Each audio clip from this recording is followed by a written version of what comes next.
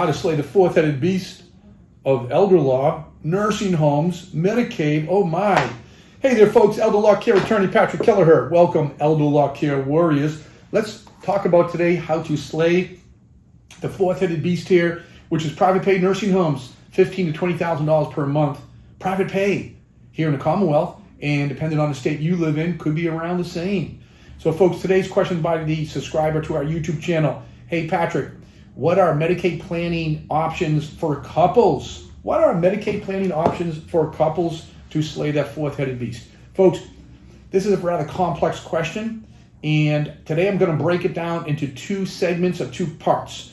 First part, folks, is going to be pre-planning. Folks, from my experience, and I have other videos on this topic as well, from my experience as an elder law attorney, the most protective way, from my experience and in my opinion, is for you to create, in step one, with your elder law attorney, your irrevocable Medicaid Asset Protection Trust.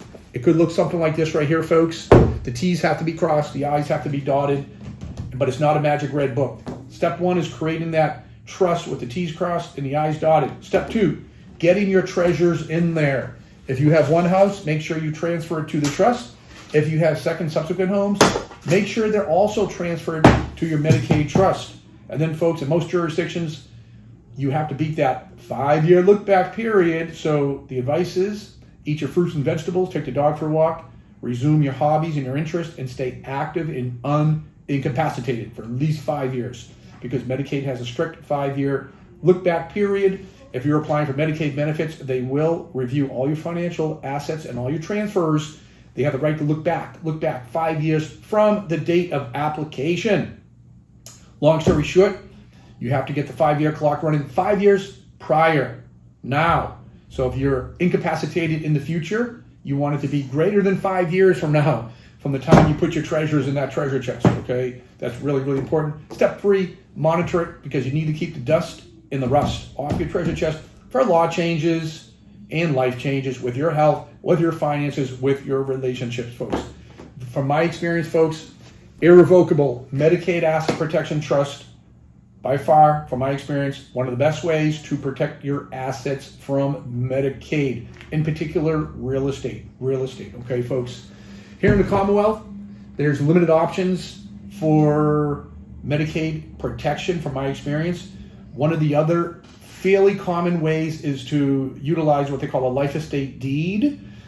It can work, long and short of it, but from my experience, there's significant risk, can be significant risk. Recommend, watch my other video, Medicaid Asset Protection Trust versus life estate deed. I'll get more into details on the advantages and disadvantages of both. So folks, that's from my experience. That is pre-planning. And in here in the Commonwealth, the second segment of this I reference is crisis planning. And under current rules, this is the current rules of engagement in general numbers. Bill and Mary, married couple. Medicaid is going to look at both of your assets as a whole. They call it the asset and income test for eligibility for Medicaid. So Bill and Mary, 75 years old, Bill becomes completely incapacitated after a stroke and a bad fall at home, like my late dad. Bill needs to go to a nursing home. He can't pay the $15,000 a month, so he's petitioning, applying for Medicaid benefits. Before Medicaid says, yes, Bill, we'll pay for your Medicaid care at the skilled nursing facility, they're going to scrutinize and review all of Bill and Mary's financial records, okay? They're going to look at transfers, gifts they made within the last 5 years, and also their assets as well. For Bill, under current Medicaid rules here in 2024 in the Commonwealth of Massachusetts, for Bill to qualify for Medicaid benefits, he has to have less than $2,000, $2,000 or less dollars or assets, bank account in his name. He can transfer his excess assets to his spouse, Mary, in the community, but only to the tune of about $154,000 and change, not a lot.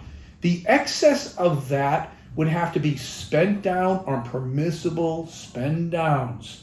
One of the other Medicaid crisis planning tools that may be viable to explore for a couple would be converting those excess assets to what they call an income stream. How do you do that? You meet with your financial team, your elder law attorney, convert the excess assets to what they call a Medicaid compliant annuity. It has to be a Medicaid compliant annuity or what they call a SPIA, S-P-I-A, single premium immediate annuity.